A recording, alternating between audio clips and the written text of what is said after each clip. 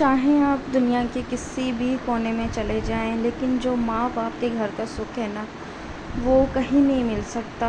उस घर की रौनकें, उसका खाना पीना, रहना सहना और उस घर में कदम रखते ही आपके जो दिल का एक सुकून होता है, वो सिर्फ़ और सिर्फ़ आपको अपने माँ बाप के घर में ही मिलता है।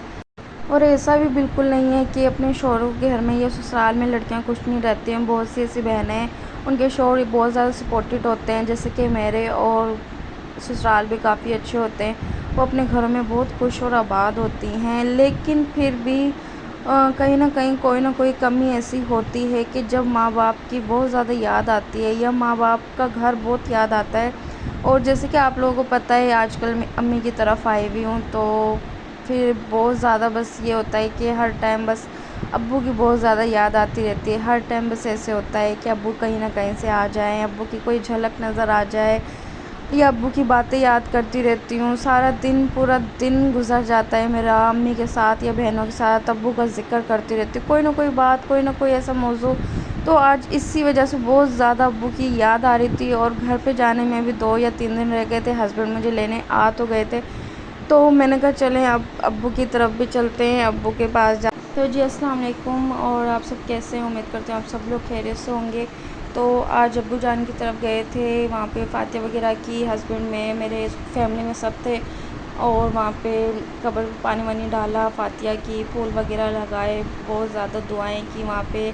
और जब भी जाती हूँ मैं बहुत ज़्यादा वहाँ रोती हूँ, लेकिन इस बार मैं नहीं रोई थी क्योंकि मेरी अम्मी ने मुझे मना किया था। लेकिन फिर भी इंसान को रोना आ जाता है, और मैं अपने आप को बिल्कुल भी इस चीज़ में चुप नहीं करवा सकती। उसके बाद बस यही दिल से दुआ है कि अल्लाह ताला मेरे अब्बू जान की मग़फ़िरत फ़रमाए, जन्नत फ़िरदौस में आला मकाम अता करे।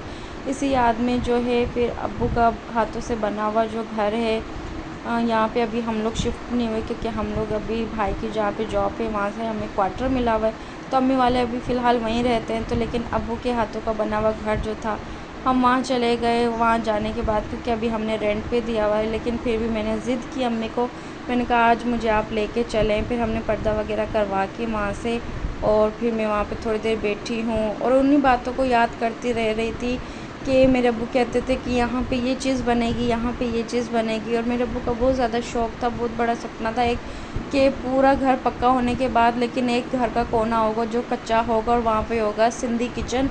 और मेरी खुद की भी एक ये ख्वाहिश है कि अल्लाह ताला जब भी मुझे कोई अपना घर देगा, मैं वहाँ पे अपने अब्बू की ये ख्वाहिश ज़रूर पूरी करूँगी अपने घर में। लेकिन अम्मी वालों को भी मैंने ये बात बोल दी है कि जब भी आप इस घर में शिफ्ट हो, मेरे अब्बू जान की ये ख्वाहिश हम ज़रूर पूरी करेंगे कि यहाँ पे कच्चा किचन और सिंधी किचन हम ज़रूर बनाएंगे इंशाल्लाह ताला।